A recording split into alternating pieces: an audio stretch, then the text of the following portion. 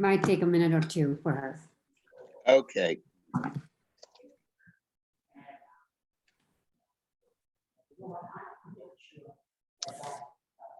All right.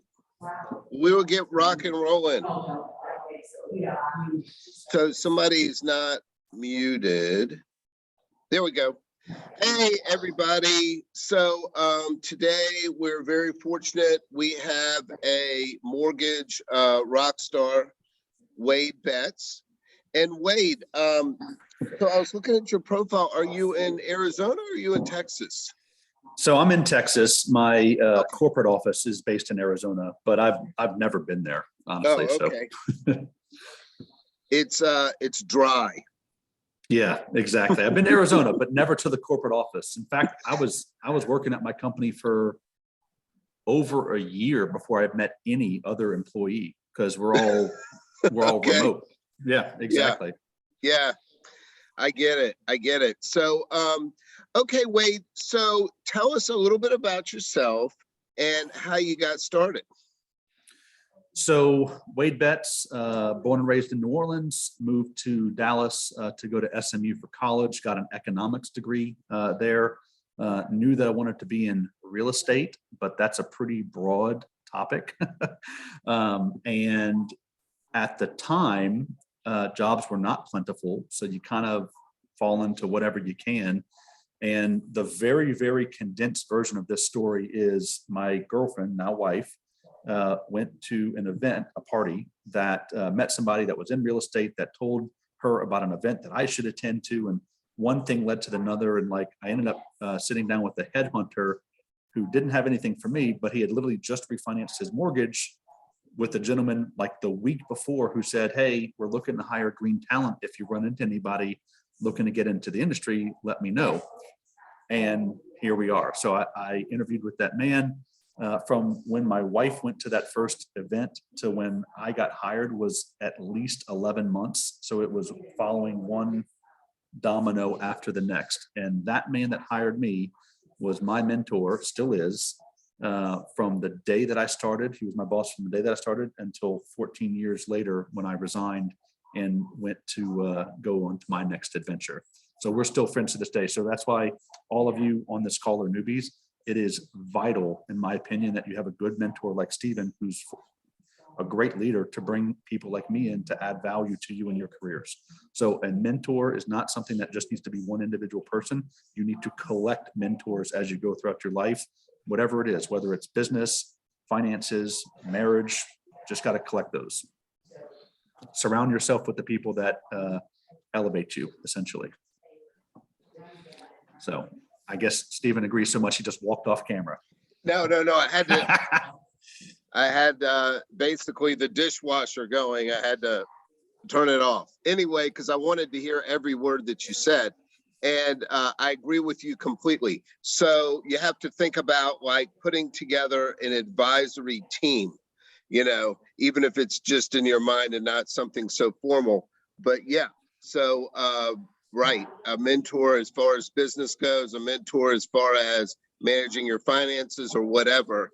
Yeah, you're the sum of the 5 people you spend the most time with. So make sure that they're successful and hungry and have good marriages and, just good people to be around. They make you better. Yeah, I mean, this business is hard to just kind of jump into the fast lane is tough.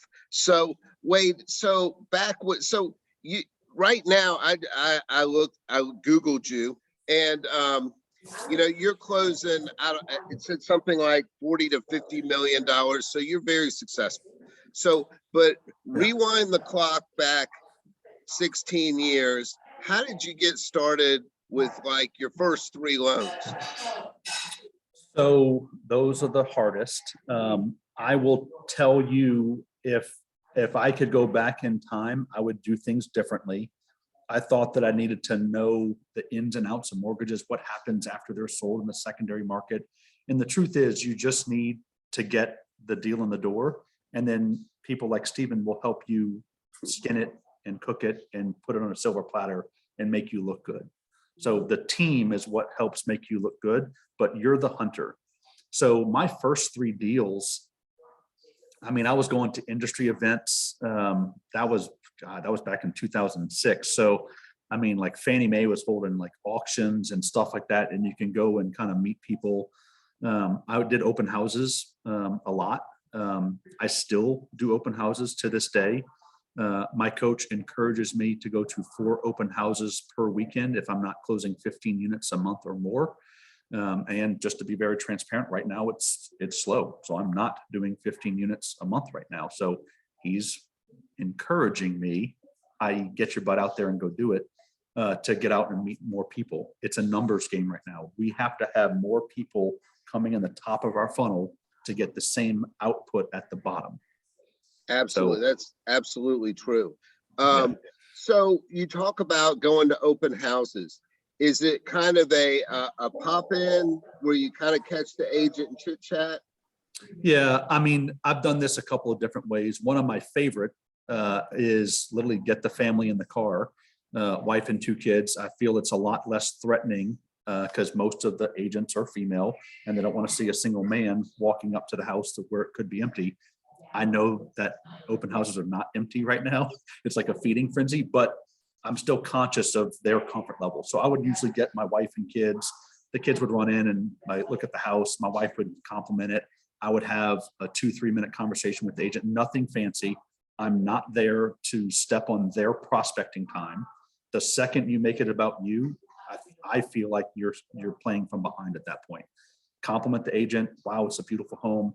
Get their business card, get permission to reach out to them later, and then leave, and then go do it again. And then Monday morning rolls around and you pick up the phone. Hey, it was great meeting you at 123 Main Street. That home was great. I'm sure you got offers. I hope that they went well, blah, blah, blah, blah, blah. Love to get together. Don't have to make it weird. It's not weird. Now it's a warm call because you actually met them. Now, I like to look up their production. So when I was doing this strategically, I would intentionally look for open houses at the price point that I was interested in. So if I want my average loan amount to be 400,000, which I do, I'm going to be looking at sales prices around 600,000. And then I'm going to look up which agents have the listing, what's their production, and then should I target them or not. And so I would have 4 per day, 4 per weekend, excuse me. But you need to understand, a lot of times it's not the listing agent holding the open house. So 50% of the time, it'll be the person you're looking for. The other 50% of the time, it's not going to be. It'll be a new agent, but that's okay. It's just at bats. You just need at bats. But I used to bring my family. I would bring a little, open house survival kit type of a thing. You don't have to be fancy. Go get the little brown paper bags from the grocery store. Put a bag of chips in there, one of those little kitty things of water, hand sanitizer, whatever you want to do, and one of your business cards, and just basically have something to give them. Cost you like $3 a sack or something. Nothing fancy. Right. Yeah, I think it's a great idea. And so have you ever done like a planned open house where you and an agent and then you're there, purposefully to help the agent with the open house? Not typically, because at my point in my career, my hourly rate is better spent somewhere else. If I was starting over, I would do whatever it takes to build deeper relationships with my agent partners. So I would probably say yes to those questions. I prefer to do a broker open though, where the listing agent brings all the other realtors into the home. That's a much better use of my time, because now every single person walking through the door is a real estate agent. But if they ask me to sit in an open house, I would probably do that for, sometimes I've been asked because of security reasons. Again, single female, want someone to be there with her. And it's just a prospecting opportunity to deepen the relationship. Are you going to pick up business from clients walking in the door? Not likely, maybe, but that's not why you're doing it. You're doing it because of the relationship with the agent. Just be very conscious of how much time you're spending with that. Absolutely. Any other strategies you used when you were starting out, or things now you look back that you should have? Say that again. I'm sorry, the Zoom froze. Oh, Any other strategies besides open houses that helped you in the beginning, or maybe anything you'd look back and wish you did in the beginning?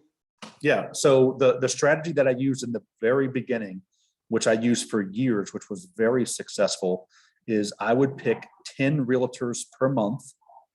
I would intentionally look for realtors that had the CRS designation. That is typically your more productive realtor. They didn't have tools back then about looking up their production numbers. So the CRS designation was a great way to kind of have a filter, but I would just pick 10 per month. I had a 12-week campaign. It was a direct mail campaign that I did because that was back when people actually went into the offices. The premise was that I'm applying to be their lender for life. So it actually had a spruced up version of my resume and so on and so forth. And it was mail piece, mail piece, mail piece, call. Mail piece, mail piece, mail piece, call. Like something like that. You can modify it. I've kind of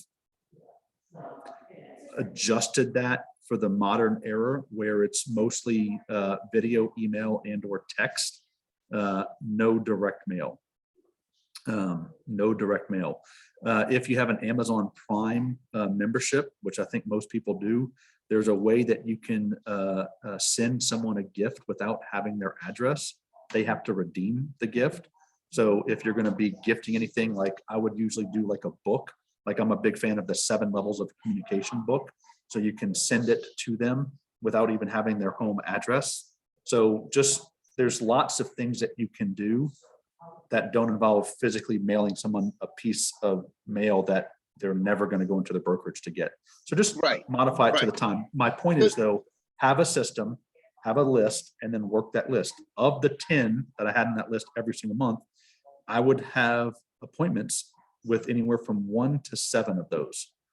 So my very worst month that I did this, I only picked up 1 realtor.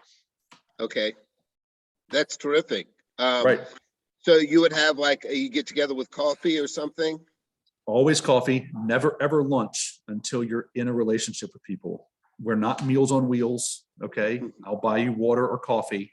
If you want lunch, we're already dating at that point.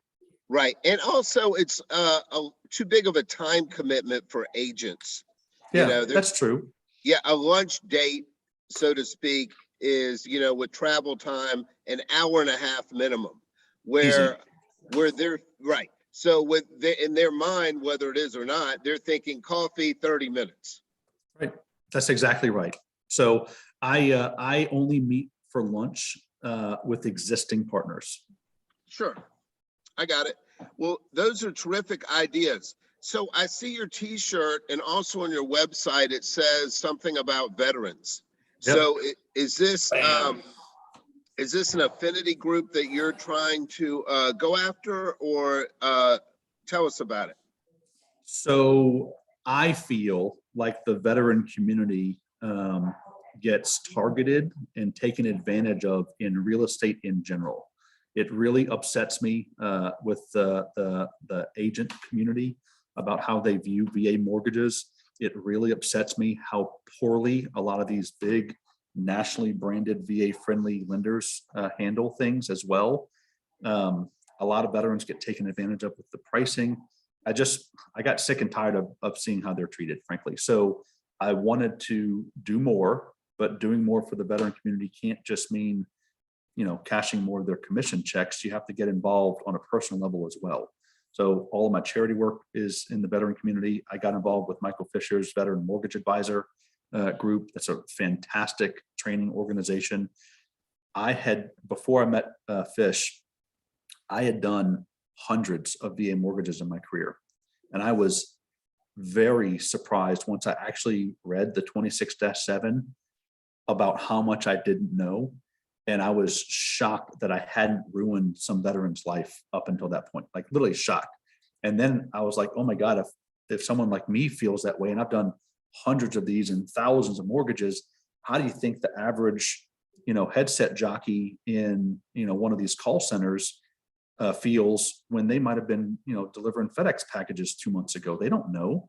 And so that's Right. why these deals blow up. And then the real estate community just remembers, oh, the VA mortgage is bad because the deal blew up. Well, no, it's not a VA issue. It's a lender execution issue. Mhm. So make sure whatever niche you're going to go for, make sure you specialize in it. I do not like the word expert because I think that's arrogant.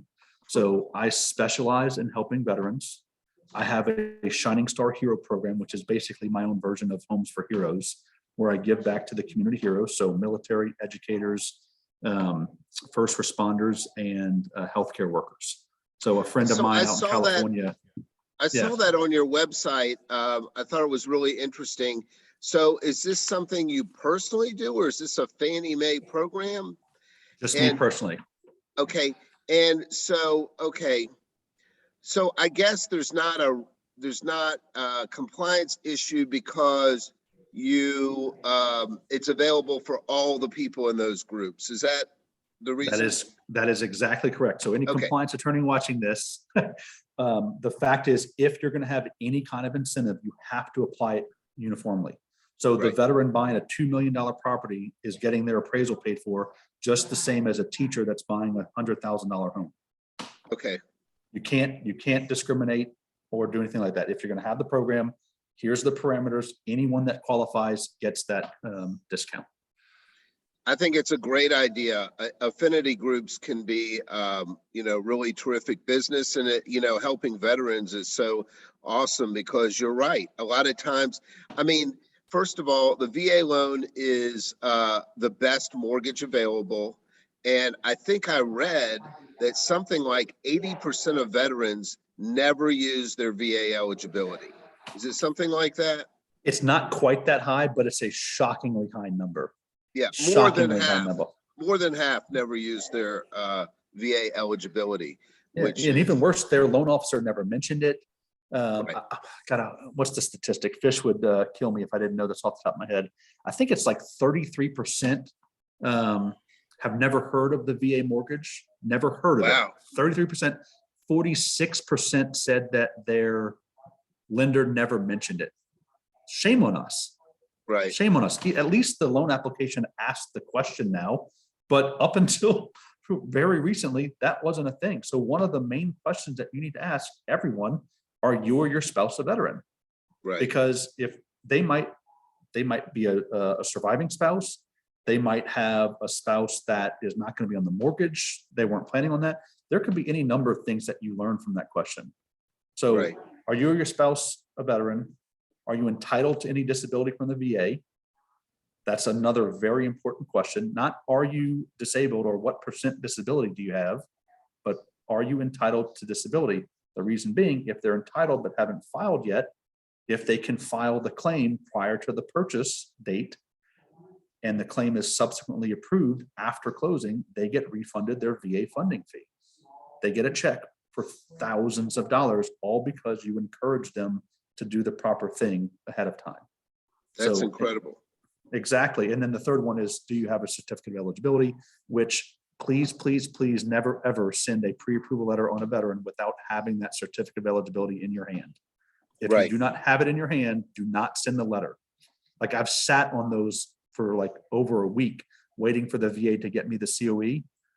And the client wasn't thrilled. It's like, look, you don't understand. If we don't get the letter, you don't have a loan. So feel free to set up your home search for this price point, but don't write any offers because I can't give you a letter until I have Right. that. I totally agree. So let's open it up. Does anybody have any questions for Wade? Nitty? I have a couple of questions for you. You said that you would pick 10 realtors in a month. For a direct mail campaign, that's what I did do. If I was doing it over again, I would be using the telephone. I'm coached by the Freedom Club, and they have a process that I'm a big fan of called Thor's Hammer. In that one, they pick 30 realtors. Okay. You call them for 12 weeks to book a face-to-face appointment. Of the 30 you call, you'll meet with 10. Of the 10 you meet with, 2 will be referral partners. Got it. Here's the key. Once you meet with them, if you have a good subsequent 12-week follow-up process to nurture that new relationship. Instead of 2 out of 10 that you meet with referral partners, it'll be 6. So a list of 30 qualified agents, that means they have to have enough business to give you 8 buyer sides a year or more to go on that list. Of the 30, you'll meet with 10. Of the 10, you'll work with 2 to 6. So the first 12-week sequence is to just get the appointment. Once you have that face-to-face, the next 12-week sequence is nurturing. So what does that look like for you? In my world, I'm sending things of value. I'm leaving them like a Google review to help their business. There's some gifting involved, like books and things of that nature. I might be highlighting that Shining Star Hero program. It's all about nurturing that process. The more automated you can, the more personalized, automated you can make it, the better. But even if it's not, you need to manage it.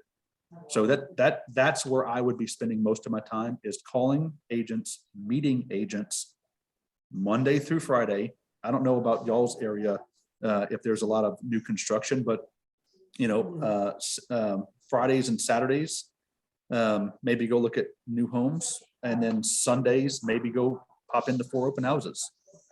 So that's like a 7-day-a-week thing. Now, if you don't want to work 7 days a week, don't work 7 days a week. But my point is, realtors, more realtors, some builders. Builders are the icing on the cake. They're not the cake. Realtors are the cake. Don't ever confuse that. Okay. That's awesome. Yeah. And And that was just one question though. Anita. What else did you have? the second question is, you mentioned that you go to unplanned open houses with your family. Unplanned, yet I intentionally targeted which houses I wanted to go to. Right. So let's say you walk into the house, the listing agent is standing there, and so is the mortgage person, because they have planned it. How would you go then? How would you introduce yourself, or how do you think you would be able to get business out of that agent? That would be long-term. So I have walked into open houses where mortgage people have been there. Stephen, I don't know about you, but I'm impressed by that hustle, and I would look to recruit that agent, that loan officer, frankly. Maybe not right in front of the realtor listing agent, but I would compliment them on their commitment to their partner. And that the reality is, every single agent that you're going to talk to already has a lender. Right. But you're the prize. There's only one of you. You're the prize. So essentially, you're not looking to replace their existing go-to. I just want to be your number 2. Right. So at least introduce yourself and say hello. So at least they see your face and your name, and that encounter may be 30 seconds. Right. Right. And then if you can get them face-to-face, meeters are cheaters. So if you can get a face-to-face meeting with them, you will likely start chipping away at their relationship with the other lender. And before that other lender knows what's happening, you've taken the number 1 spot.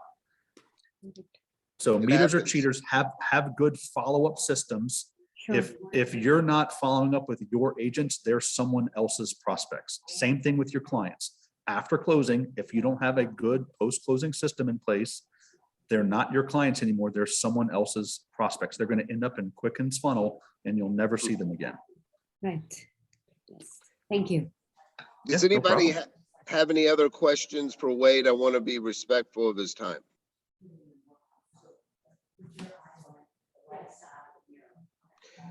So Wade, thank you very much. I've taken some notes. There's a lot of really good information. I think that you've been doing things the right way for a long time, and you're a textbook case of hard work and going about it a smart way. And look how successful you are and have been over the years. It's all about systems. So system stands for saving you stress, time, energy, and money. So I don't care what your system is, and the simpler the better, but you must have a system for everything. And then one of my coaches calls it sweat. Same way every time. So think about your business and apply a sweat philosophy so that you get consistent results. Okay. I think And it's make right sure on- it's scalable as well. Because even though you're probably grinding on your own right now, as you grow, you're going to have additional team members and things like that. Try not to implement something if it has to rely on you personally to execute it just as well. Right. Absolutely. Thank you so much, Wade. You're so welcome. Good luck really to all of you. Yeah, Have a terrific day. you as well. And great weekend ahead of y'all. Okay. Thank you very Okay. Talk to you Thank later. you. Yep. See ya.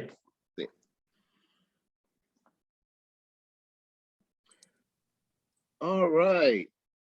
Okay.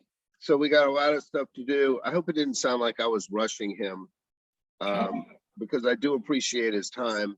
But okay. Did anybody watch the videos from Shayla Gifford? There were 3 videos. Yes. Stephanie, I do not. I okay. am awful about watching stuff. How do you learn? All right. Yanni, did you watch videos? No. Okay. Well, anyway, you guys, it makes the discussions better if you do some of the work. So, okay. So Shayla is amazing. She runs she does $200 million a year in business on her team, and then also runs a region that did $1.5 billion or something ridiculous. Okay. So we had a video where the shortest one, 5 minutes, she's in a blue shirt and she was talking about goals and power hour. Do you remember that? Yes. Yes. Do you remember her going through saying, Monday we call agents, Tuesday we do this? Okay. So there is comfort in the structure. I remember when I was new in the business, you know, I felt, you know, kind of queasy in my stomach by starting the day and really not knowing what to do that day sometimes. Like, you know, like I'm ambitious enough that I need to be working, but I'm not exactly sure what my priority is today. I don't know if you've ever had that feeling. The other thing that happens later in your career is you let your email dictate your day. So I wake up and then I have, you know, by the time I get my computer up and running, I have 34 messages, 6 different issues, and then I just start solving issues, and you get into this cycle where you're just solving the small issues that come up on your computer, and you turn around and the whole day's been gone with you sitting at your computer answering emails.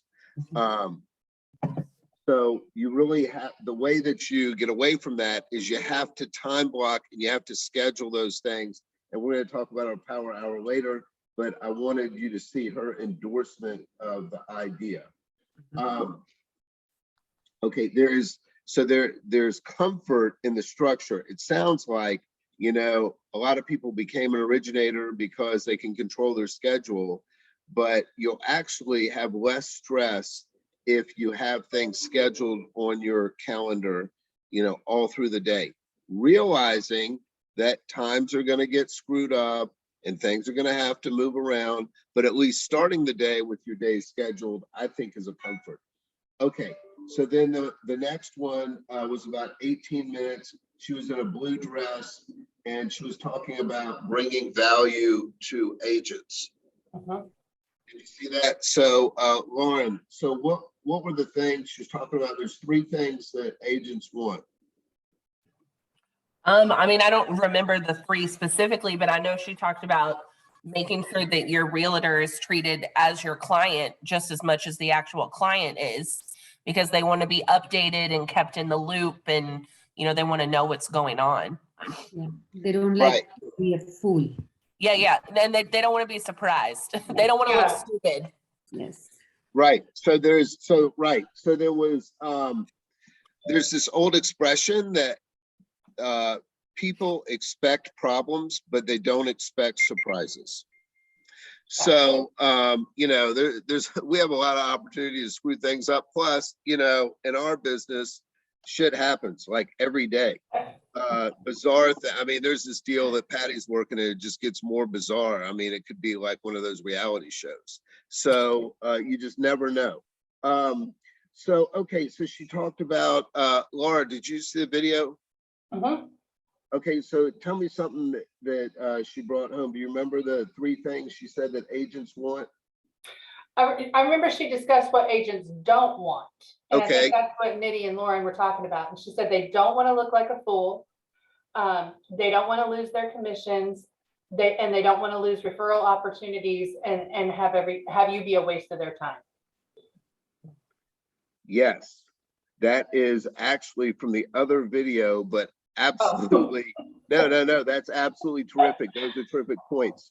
So, so the 3 things she was saying is that agents want you to save them time, make them money, and cut down on their stress.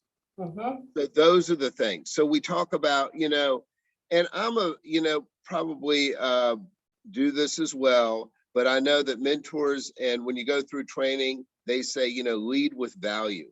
You have to offer your agents something of value. But, they never really say, well, what is that specifically, right? Is that like something of value, like an Amazon gift card? No, it's something that's going to help their business. Well, what is that specifically, as you are just learning your business, much less learning their business. So how can you help them? But those 3 things. So if you can do something to save them time, money, or cut down on their stress, and teaching them a little bit of your knowledge will help cut down on their stress. So when I tell them sometimes somebody doesn't qualify, I don't just say they don't make enough money. I try and, explain the situation. Well, they do have a second job, but the guidelines are if they have income from 2 jobs, they have to have the second job for 2 years. So, I try and explain it to them so that they feel like, they're a little bit more knowledgeable, and then they see me as an authority. She also talked about, when she's talking about Mortgage Coach software, it's basically, for all intents and purposes, the same as MBS Highway. We as a company looked at both, and we like MBS Highway better. But basically, all of those tools to do a rent versus buy, or the cost of waiting, and so forth. What you're trying to do is you're trying to help them, and also at the same time, that's how you sell yourself. So you explain to them, how the rent versus buy comparison works, and then they may or they may not use it, but at the end of the conversation, they look at you as somebody who's smart and somebody who's trying to help them. And that's the main thing. Can I interrupt for a second? Sure. One of the things that I loved in each of her videos that she talked about was the pre-approval meetings. And she said, you have to get away from just doing everything on the computer, and whether it be a face-to-face meeting or a Zoom call meeting, and doing an actual pre-approval appointment with your client and explaining the process and educating them, making the buyer an educated buyer makes it easier for the agent as well. And I absolutely loved when she went over that. I totally agree. Plus, you're never going to get referral business if you don't build some sort of relationship with that customer. And so you've got to have, no matter how, this whiz-bang software is to the point where they can do the loan application online and everything taken all the way to the end. But, there's this old saying that technology may meet expectations, but only people can exceed expectations. Yeah. So you have to have that 20-minute building the rapport meeting, whether it's Zoom. In person is best. Zoom today, very common. But yeah, and also, so the videos that we're doing through Bombomb, so that helps some, but that's still one direction. So yeah, getting them on a face Zoom call is a big help.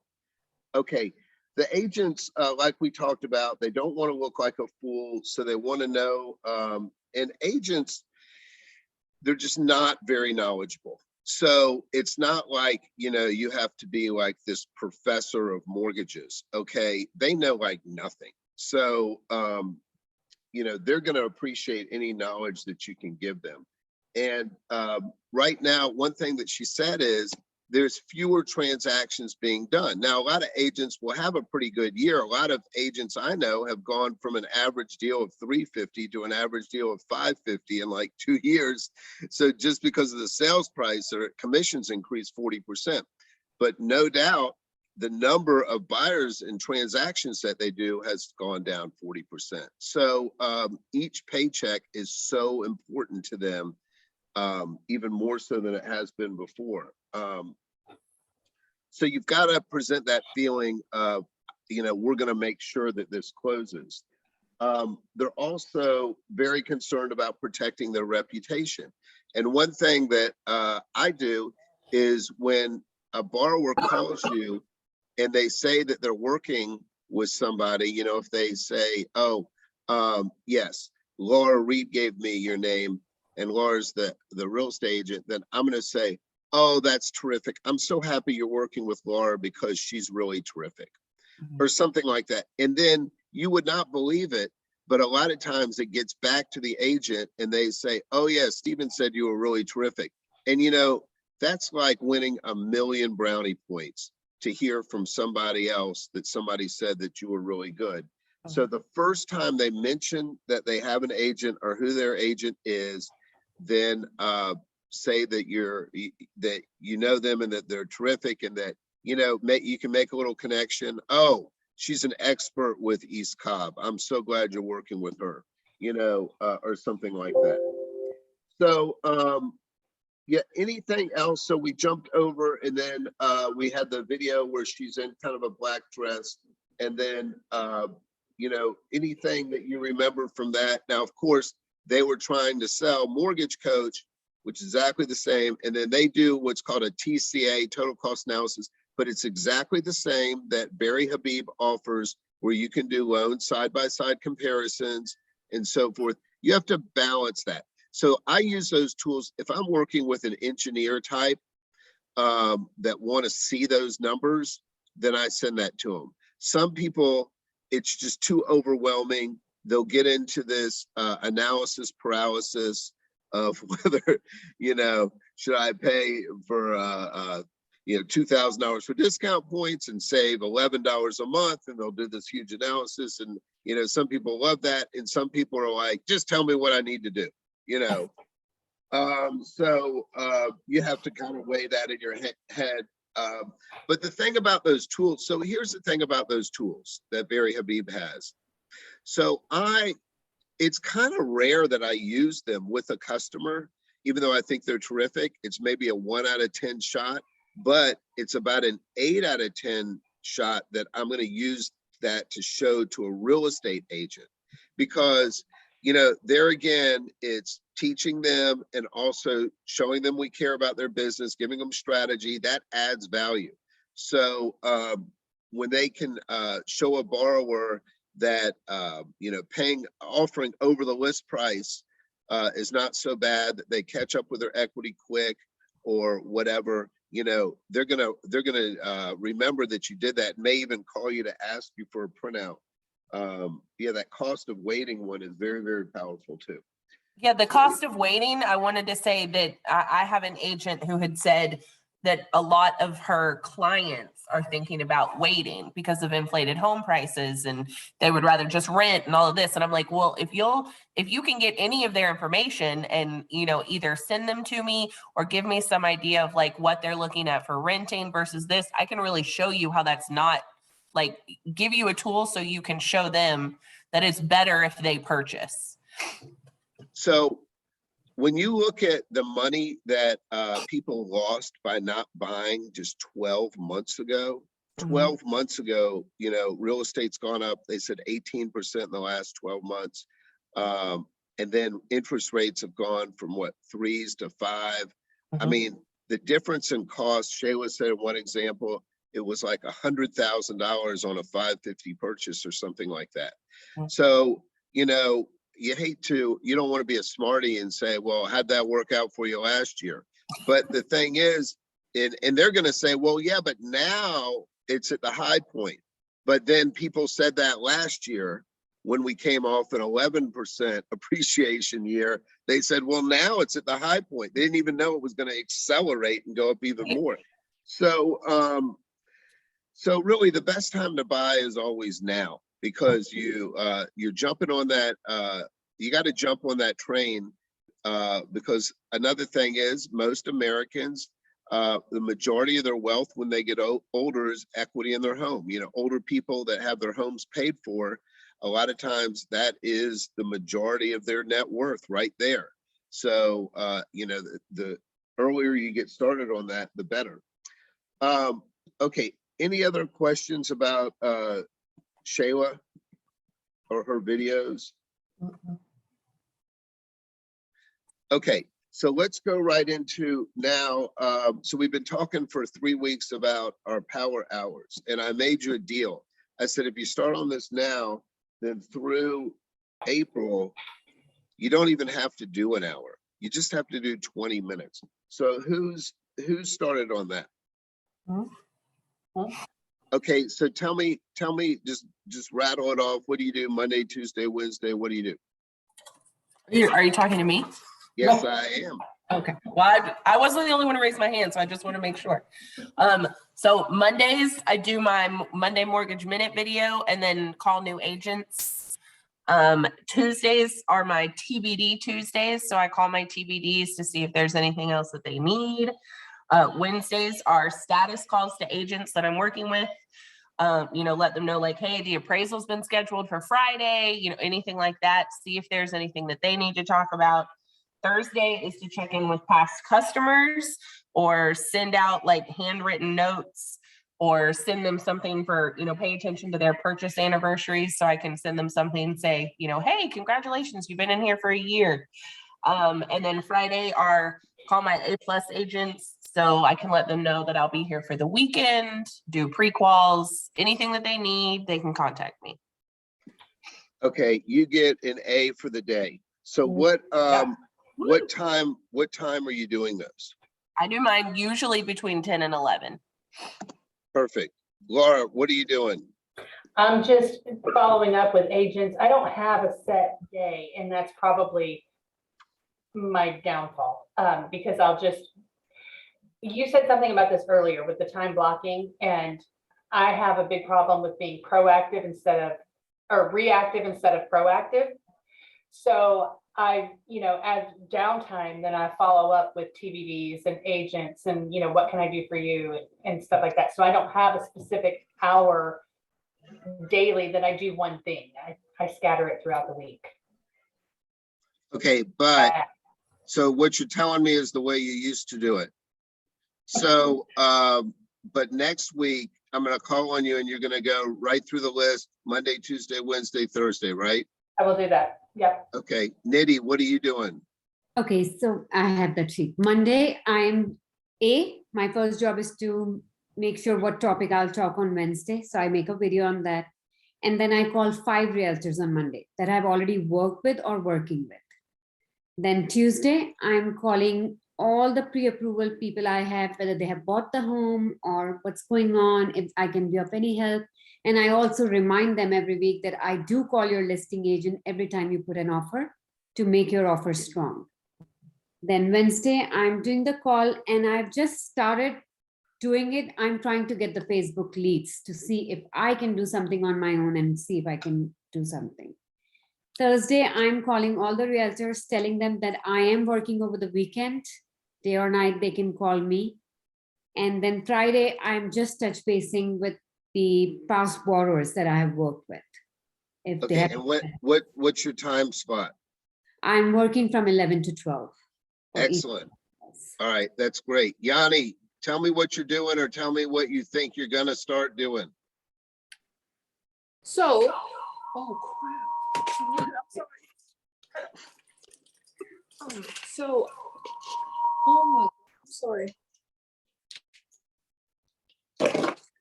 Okay, so what I plan to start doing, so I don't have a big database and I'm still have not figured out how I am going to get to a realtor. So I have people that I meet during an open house and I have a friend of mine come do application and stuff. So I am planning on Monday to talk to the people who I qualify them. And Tuesday I have an agent, but it only one that my friend is going through her because I referred him to. And on Wednesday, I'm going to contact the people who are on the fence on buying or not ready to buy at the moment. But Thursday and Friday have not set a schedule yet. Okay, so Yanni, have you put together a list of agents? Wade said 30, you know, I usually start people out at 25, but have you put together a list of agents that you want to prospect and do business with in the future? I have not, to be honest with you, like I'm not sure how I am going to start conversation with them because Okay, then hold they're on. gonna they think that, oh, she just want my leads, you know? Hold on 1 second. So Okay. the first step is, do you know how to put together a list? Do you have access to mortgage intelligence software? No, sir. I don't know what that is. Who is the branch manager? Kate, Who is your Kate. branch manager? Kate, can you hear me? Oh, yes, Kate. Kate, who is that? What's her last name? Kate Diebold. Okay, so she has access to this software. Ask her for her login to mortgage intelligence. If she doesn't have it, who's the are you under Joe Dishinger's umbrella? Huh? Say Yes. what, sir? Okay, then ask Joe. He'll give you a login if your manager doesn't. And you can use that database to pull agents. You want to try and pull agents in the middle, the ones that do at least 8 buy-side transactions, but it's you know, a little difficult if you try and go after the whales that do 150. So you want to get the ones that are in the middle. You want to get the ones that are close to you, or anything that you think that you have a connection or you might have a connection. Put together a list. The other thing is, so what do you do? So you call and you lead with something of value. And I'm gonna go over that in just a minute. Stephanie, what are you doing as far as your power hours? So a lot of, hold on, wait, It's echo in the office. turn yours down, How do I do that? Okay, turn your volume down. there we go. I did. Okay, it's the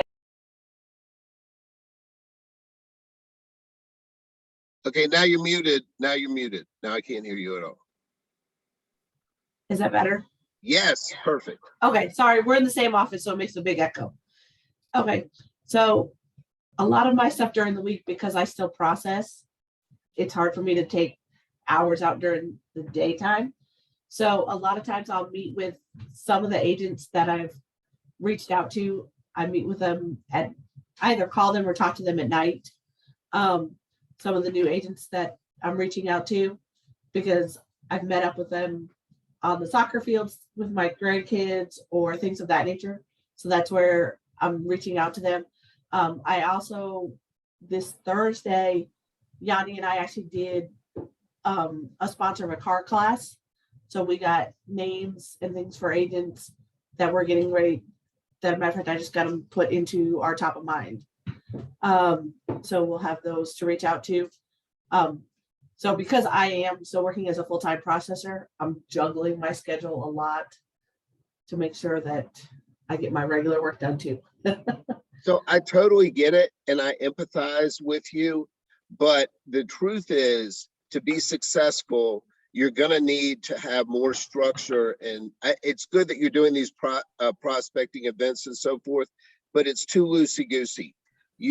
on top of that, you need to have, and I'm talking about, we talked about starting out with 20 minutes. So your power hour may have to be 5:30 to 5:50, or 6 o'clock to 6:20. And I'm sorry, because that sounds like a really long work day, but. No, and that's what I do. Like I said, I do try to reach out okay. to some of them at those hours. And I do have some that I do talk to on a regular basis, because I do have the advantage that my daughter actually works for a pretty large realtor. So I have connections with her buyer agents and a couple other buyer agents that are in her office that I do reach out to. So I talk to them usually on Mondays and Wednesdays. And then when I'm out at the soccer fields, there's a couple agents that so I have those leads and prospects that I touch base with them on a regular basis. I just don't have any clients of my own yet. Okay, So I gave you a list of 8 different groups. So what I'm saying those is are probably my A people, I would say. well, they don't have to be real estate agents. Real estate agents could be just one day. They could be, people that are in your affinity group or people that are in your social media group. Look through that list, please, Stephanie. And next time, next meeting, I want to hear something just a little bit more structured on what you're doing, because it's that monotony, it's that structure that really works. And you see these agents that are, loan officers that have grown their business super big, and then they still do this because they know that it was the groundwork that got them there. You too, Yanni, something more structured. Also, we were talking about how do you lead with value. So we talked about podcasts. So every training I do, even the Van Dyke training, even the podcast I listen to, I'm always listening for somebody else. So when I do a Van Dyke training call, I'm thinking, okay, is there something here I need to discuss in my rookie class? Okay. When I'm listening to a podcast about real estate, I'm thinking, okay, is this going to be a good idea that I can tell my real estate agents? So, Yanni, so what you do is, first of all, learn a lot of information about one little sliver. The mortgage, is information base is a huge, daunting, big blob of information. Okay. But if you can cut just a little slice and be an expert and know everything about student loan payments, then you call your agents and you say, hey, Lauren, listen, I know you're super busy, but I just wanted to let you know that now on our Freddie Mac deals, our regular conventional deals, we only have to count 0.5% on student loans for the minimum payment if no payment shows up. And then you can board out. Of course, you should always just board out like just a 20-second story. Hey, I just had a customer the other day. We didn't think they would qualify, and we put them on this program, and we were able to get their ratios down, and they're able to qualify. Boom, that's my whole story. Okay, you can make it a little bit more exciting if you want to, but and then respect. Hey, I know you're super busy. I'm going to let you go. And they hung up the phone, and you didn't ask for any leads or anything. And they hung up the phone, and they're like, "Damn, that was nice of Yanni. I don't deal with those type of customers. I'll never do that type of business. But you know what? She's a nice person, and she was trying to help me. That's it. Tell them." You can tell them old information and present it like it's new. They don't know what's old and what's new. As long as you're being honest and giving them good information, it really doesn't matter how you frame it, right?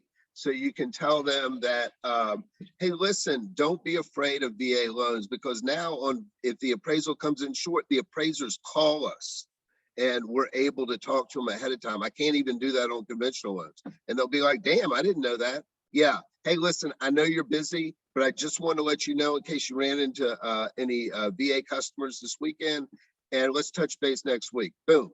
You didn't ask them for anything. There again, hey, that Nitty, she's smart and she's trying to help me. That's all you want to put in their brain. Yeah, if you go and say, hey, are you working with any customers this week? Then they're like, look, I got my own issues. You get your own business. Leave me alone. That's not the way to do it. Yanni, do you think you could frame a conversation like I'm talking about? Somebody said, I typically do it better over in person, but I need to do, as you suggest, about give them a call. Because I do go open house on like Friday and Saturday. I don't typically go on Sunday.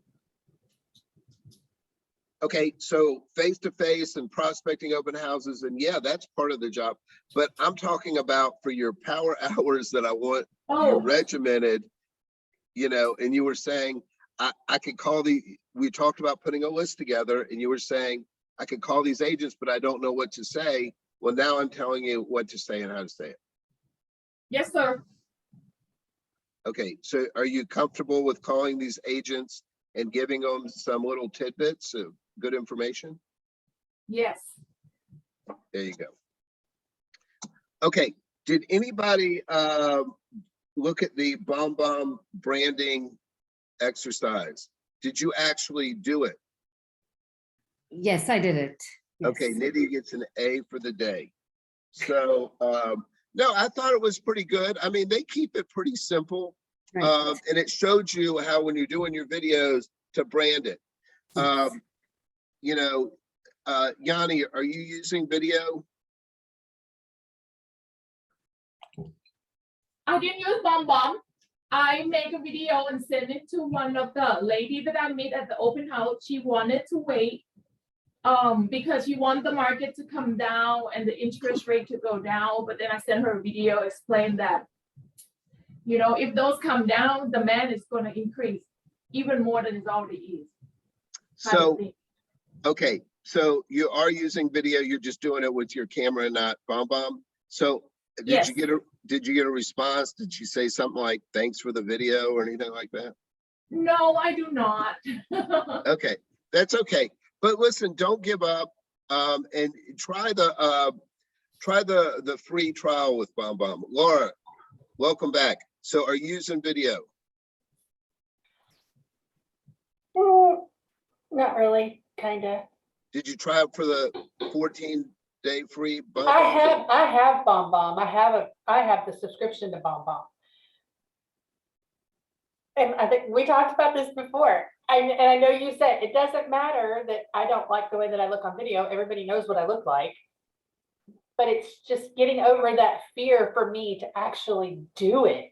I have a really good, if there were a way to upload the videos that we already make into Bombomb, I'd use it all the time. Okay, so that you're talking about evergreen videos that you want to use all the time, which is great. And there is a way to do that. Bombomb will do that. You can. That's what I do. Feature. I take my own video and then like completely separately, and then I just upload it into Bombomb. I haven't played enough with it to find that feature to do that. Okay, hold on. But the technology stuff you'll be able to learn in a few minutes. That's not the issue that you're having. So Nidhi, I want you to, so Nidhi is an example where she didn't want to do video. Okay, but you wouldn't have loved the first one, right? I mean, I'm just being honest. I mean, her videos have gotten like so much better, like from a scale of 1 to like from a 2 to a 9. I mean, it's just, but it took what? It took Nidhi, what you had to do 3, 4, 5, 6 to get. Lord, Laura, I had to come out of my shell. I've never done videos, but Stephen was after my life. And now I start thinking for my Monday calls from Sunday that what do I need to do? The confidence is there. I do ask Stephen still that, is this looking nice? Is it fine? But I have come out of shell, and he's the one who has pushed me. I have never ever done videos in my 39 years of life. And so, but just honestly, what kind of response do people, how do people respond to them? So I have few people who are not working with me for reasons known best to them, but they say, oh, your videos are great. We are learning so much. We didn't knew about this thing, but now we know about it. So it's good. The realtors are reaching out to me, so we are yet to meet. So, but it's working fine right now. And one thing that may be easy to do is you can do little quick utility videos. Like if you send a borrower a disclosure or something, just pretend like you're talking to them, you know, like, hey, Joe, I just sent you this closing disclosure. You have to sign that by midnight tonight. If you have any questions, just give me a call. Okay, well, that video, you don't have to worry about it. It just took, it was 12 seconds and you just did it and sent it, you know? So it's not like each one has to be some theatrical presentation with some marvelous knowledge and all that stuff, you know? And I actually did do one a couple of weeks ago, and I played all morning with Bombomb and did not like the way the videos looked. So then I used my phone and the app that I have and did the video. And it was actually a video to a listing agent, you know, letting him know that my buyer had submitted an offer and that he was already TBD approved and what that But meant. you can use, wait a minute. So when you did the Bombomb, where was the camera? It was right in front of me. No, okay, but I mean, it was on your phone, right? When I did the Bombomb, no, it was actually, I was actually on the computer. I haven't, Okay, so download the Bombomb app. okay. And there's no difference. The difference is instead of going to the camera, you just go to the Bombomb app and then record it. And it's all right there. It's so super simple. And Okay. then, so what we're gonna do is we're gonna talk about the branding.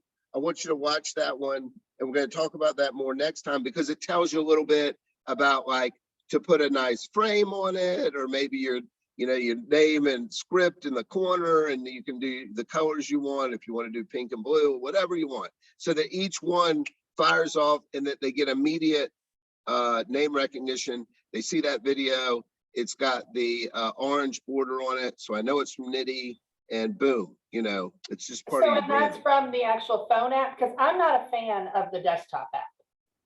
Right, so you can do basically everything from the phone. As far as setting up that template and the graphic design, I think it might be easier to see it on a bigger screen.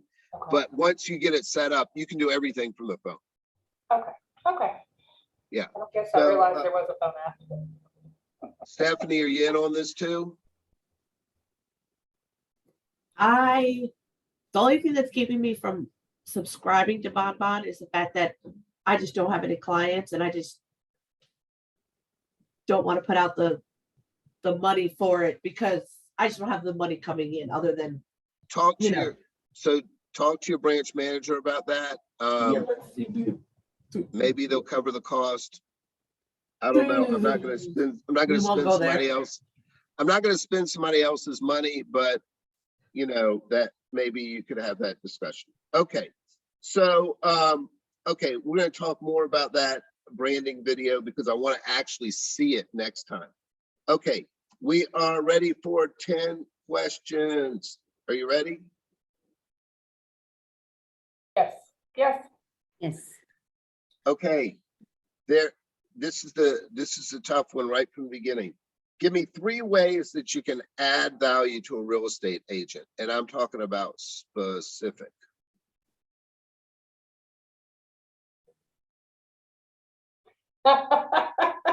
Crickets. I mean, but that's what we do for a living. That's what we do for a living. Mhm. So 3 specific things, like the loan analysis, or not a loan analysis, but the what do they call it, a TCA, you know, where we can do that. Is that like a benefit to a realtor? Is it really a benefit to a realtor or a benefit to a borrower for those? Well, you just uncovered my messaging. So, which is, if you show the real estate agents things that are values to the buyers, then you're helping them. You're helping them understand, and you're presenting the image that you're helpful and smart. So yeah, so I'm gonna let you get away with saying cost of waiting analysis, because that's what you were thinking, right?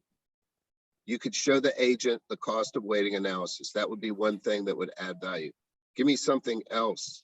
In fact, we just kind of went over it like 9 minutes ago. Well, I was going to say educate them, but that's the same as, you know, the cost of Okay. waiting analysis. Okay, educate them, but now drill down. About what, how, and what? About different parts of the mortgage loan and, you know, things that they can talk to their buyer about different down payment amounts and, how it's better to purchase instead of rent. Right. So you give them maybe little slivers of mortgage guidelines, one little point, right? Okay. Anything else? Tiny bit, so they still need us. Right. The thing, you know what? I taught the most successful seminar I ever gave to real estate agents years ago. I gave a PowerPoint on how to pre-qualify a borrower. And I taught it to them like I would teach a new loan officer, step by step by step. And at the end, every single one of them that would talk to me, every single one of them said, "This is awesome. I'm going to call you to do this." Basically, by explaining it, they confirmed that they didn't want to do it. So, or they realize what goes into you actually doing it. Yeah. Right. It's like a guy explaining how exactly they change the oil in your car. You don't then say, "Oh, I can do that at home." You're like, "Oh, that's terrific. Now you do it." So, so anyway, okay. So some other ideas are you listen to these podcasts, see what's trending. I just heard a guy saying that he is going to call on senior communities because the ones that really hit a home run, right? Because the big losers are the first-time home buyers because they don't have a house to sell. The people that kind of come out in the middle are the ones that get too much money for the house they sell, but then have to pay too much for the new house. So that's kind of a wash, right? So they're okay too. But then the seniors hit a home run. Imagine a guy who's 70, who's like, I was thinking of staying in my house for a while. And then you're like, but do you know how much you would get for your house? Do you realize? And have you looked at one of those fancy schmancy retirement? Listen, what's funny is I'm sure when I was showing my dad these retirement places, and he's like, I don't want to go to some old folks place. I'm like, Dad, they have like butler service. I mean, I'm ready to move in, I mean, the guy picks you up and takes you to the grocery store right in front of the door. I mean, this is the life. Who are you kidding? But those places are very expensive. So today, maybe 5, 6, 7,000 a month, which people would say, oh, that's just crazy talk. But they don't realize that home that they owe $87,000 on is now worth $700,000. And you're like, dude, you won't live long enough to spend all this money if we clear 600 grand on your house, even 400,000, So they were prospecting the older retire. There's a few communities that they built in Atlanta where they're all like little brick ranches and so forth that a lot of seniors like, so things like that. So that's an idea. So you throw that out to the real estate agent about maybe those would be some good buyers. Another idea I heard is that, landlords. So they're all thrilled because the apartment or the little house that they were getting $1,500 a month for, now they can get $2,000 a month. And you're like, that's fantastic. So they're like, yeah, my cash flow is an extra $500 a month. That's an extra $6,000 a year. And you're like, all right, high five. But did you know that what your home is worth, you could clear 300,000. You paid $220 for it, 9 years ago, and now it's worth 500,000. You could clear $300,000. That extra $500 a month is a squat if you're walking away with 300 grand. Maybe you ought to think about selling or listing and selling those properties. And the guy, even if the guy says, I could sell it myself, say, yeah, but if I list it, I mean, the agents know this, but if they list it, they may get 25 offers and 3 of them may be higher than anything that they could have gotten on their own. So, so those are a couple of tidbits. And the thing is, the agents may say, I already know all that. I'm already doing that. Or, I've already talked to landlords, whatever. It doesn't matter. You're helping and you're nice. Okay, so that was a long, drawn out answer, but there's a lot of ways to add value to real estate. So I'm going to ask again next week. Okay, so what did Shayla, what did she call her power hours? She uses the term power hours. What did she call it? Does anybody remember? She called it theme days. Theme days. Okay. But it's the same idea. I actually like that. A theme day. Like today is going to be past customer day. Whatever. Today is going to be new agent day. Okay. Okay. So according to those videos, we didn't dig deep into it. but what did they say was the most important thing about branding? Be authentic. That's exactly right. Didn't matter the colors, the fonts, this and that, you know, and if you're like some people, you'll spend like 9 hours saying, do you like this blue or do you like this blue? Do you like this font or do you like this font? You know, I just want to kill the person who came up with 800 different fonts that are in Word. You know, give me 3 different fonts I can pick from so that I don't have to scroll through and check out, you know, what ancient Gothic is and whatever the hell those fonts are. It's great. There's so many. So, okay. Yeah, being authentic. Okay. So we already covered that. So, well, give me just a real quick. Does anybody remember any of the do's and don'ts when he was talking about doing your branding design? Yep. Don't worry about the logo, the color. What are the do's? What do you stand for? Why are you doing what you are doing right now? What are the values? And what sets you apart from the others to your customers? That's great.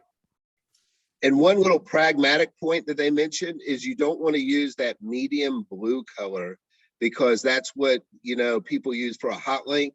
They make the text that blue, you know, so you want to kind of avoid that medium blue color. Anyway, but yeah, that's exactly right. Okay. So we talked yesterday about other alternative financial devices. So who wants to tell me, we know what NFTs are, right? So who wants to give me an example of an NFT that is not digital art? Because that's the big popular one, digital art NFTs. Give me an example of another NFT. One thing.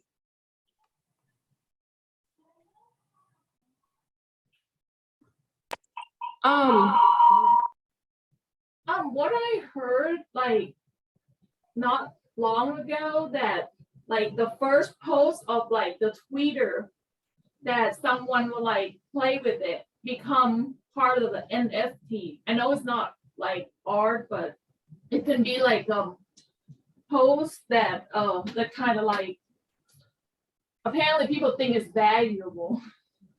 Right. No, it was just in the news. The first tweet that was ever sent, right? It sold for like 40 million, and then the guy tried to sell it, and he got an offer for 200 bucks or something. Yeah.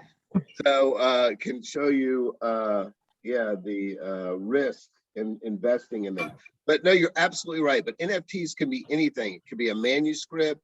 It can be like for the Dallas Mavericks basketball team. The tickets are going to be NFTs next year. So they can be used for anything that's a permanent record. You know, there's no more ticket. When I was a kid, and I know a lot of you are probably thinking like, who cares? But when I was a kid, we used to like save the ticket stubs and so forth from various games, especially if you went to like, you know, a playoff game, and then you would be like, you know, I was at the playoff, you know, when Magic Johnson scored 40 points and but like, here's the ticket stub, right? So now they don't have them. I have season tickets to the Atlanta Hawks, and there's no printed tickets. It's just on your phone. You use a little barcode and you scan it when you go in. Has anybody ever been to an event where they just had a little barcode thing? All right, and you don't really care because you're not like wanting a permanent record of that or whatever. But you know, this is a true story. I don't care if you believe me, but it is absolutely true. My sister and I were at the game when Hank Aaron broke Babe Ruth's record and hit his 715th home run. My whole family went. You believe me because you know me, but just think if I had an NFT of that ticket from 1974 or whenever it was, you know, it might be worth something, but it would be worth something to me. So anyway, you know, ticket stubs, all kinds of stuff can be an NFT. So what if you, you know, the example is what, you know, those Harry Potter books. What if you bought an NFT of a Harry Potter book, and then when you bought the NFT, you got the book for free? So basically, I don't know, the books are maybe 25 bucks, but you buy the NFT for 25 bucks, and then the book comes with it for free. So you're like, what's the difference? It's the same thing. Okay, but what if you had one of the original ones from the very first Harry Potter book, you know, And what if it was like numbered and you had like number 19 of all the Harry Potter books? I mean, it could be worth something anyway. It would be interesting to have. Okay. So NFTs are coming, they're here to stay, and they're going to really affect real estate, but we're going to talk about that in another day. Okay. So tell me why, give me a reason, why is inflation bad for mortgage rates? We certainly heard all about inflation in the news. Worst inflation. Why is inflation bad for mortgage rates? I can't hear you, Stephen. Oh, why is inflation bad for mortgage rates? Because, sorry, somebody, so because of, so mortgage rate are 30 years fixed, and then like the investor that we sell the mortgage to, why would they want to invest in a lower rate if they can, I mean, let me think. Like they, because the inflation, they don't want to have a return on investment so low. That's why the interest rate go higher. Is that sound right? So yeah, in simpler terms, so inflation means that future dollars are worth less, right? If you stuck a $100 bill in your Bible and put it on your bookshelf 10 years ago, and you went and got it today, that $100 is not worth $100 anymore. Meaning whatever you could have bought, if it was 6 bags of groceries, well, today you're getting 4 bags of groceries. So, you know, so inflation has come in the middle of the night, like a thief in the night, and stolen from you. And it's insidious because it takes a little bit, you know, every day. It just takes a few pennies every day so people don't see it. And then by the time you turn around, the money's worth less. So we're making a commitment for 30 years on a loan. And we have in our mind what standard and regular inflation rates are. So if inflation goes up, that means, damn, that money we're getting in the future is worth a lot less than what we planned on. The only way we can counteract that is just to charge more interest overall. So we'll just raise the interest rate up to help counter the depreciation of money. Does that make sense? Mhm. Inflation means future money is worth less. Okay. What is the difference? Can anybody tell me what is the difference between an 80% primary residence, the pricing, 80% primary residence, 80% second home? Does anybody know? Just terrible. What's the price hit? I don't know. I'd have to look at my fancy sheet that I have right here in my notebook. So in case you weren't aware, second homes are now priced just like investor properties. Can I borrow a black pen of some sort? So I believe it is 2.25 points. Grouchies, look at this. We both happen to be the same type of pen. So it's 2.25. Yeah, right there. You can see Lori. Okay, we're done in like 90 seconds. Okay, Shayla in her video said a good business is a blank business.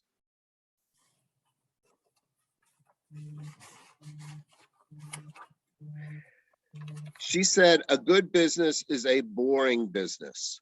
That it is boring because you're doing the same thing every day, every week. And it's that consistency that wins the race, kind of the tortoise and the hare philosophy.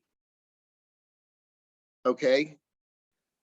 Approximately, how much is 1 Bitcoin worth today? Approximately.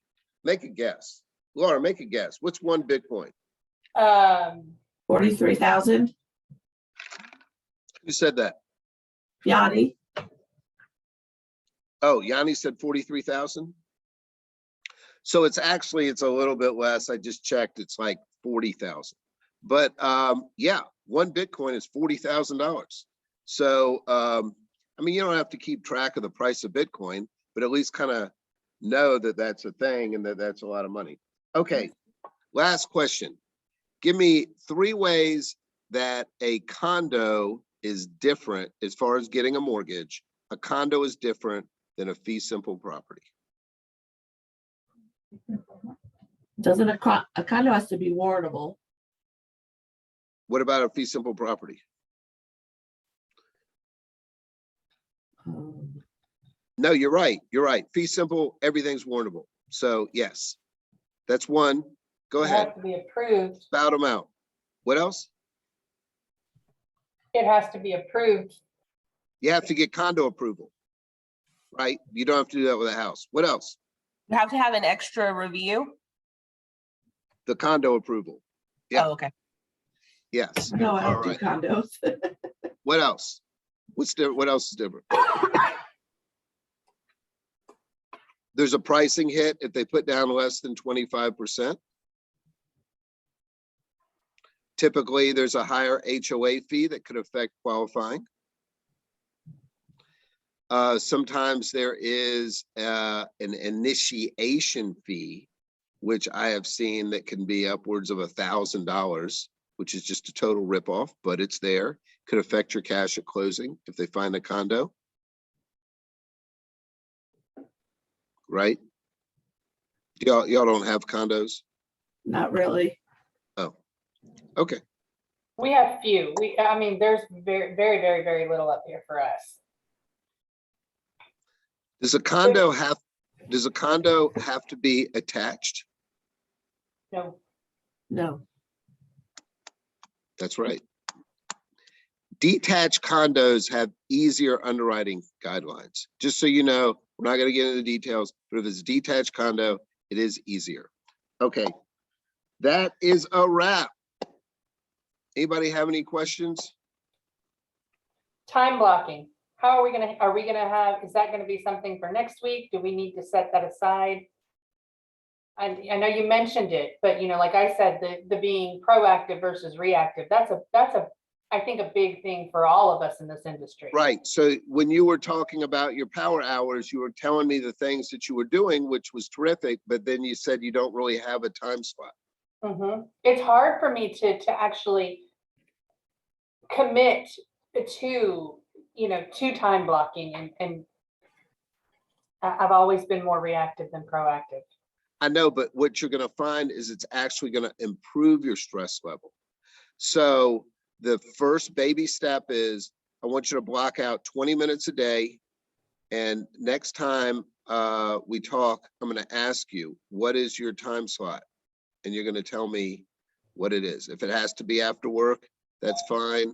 Whatever works for you. In fact, over time, you may find you have better luck at certain time slots, which is fine. You can move it, but we got to start out with a game plan that's structured. Yanni, for you, you got to have a structured game plan. I'm telling you, it will work. All right, everybody, that's it. I'll put together the notes. I'll put together some action items. And also, we're going to revisit, because I want to see your Bombomb branding. And even people that aren't using Bombomb, it's good advice on branding. So you'll get something out of it. All right. Have a great day. Have a great weekend. Talk to you later. Happy Easter. Thank you, Stephen. All right. Bye-bye.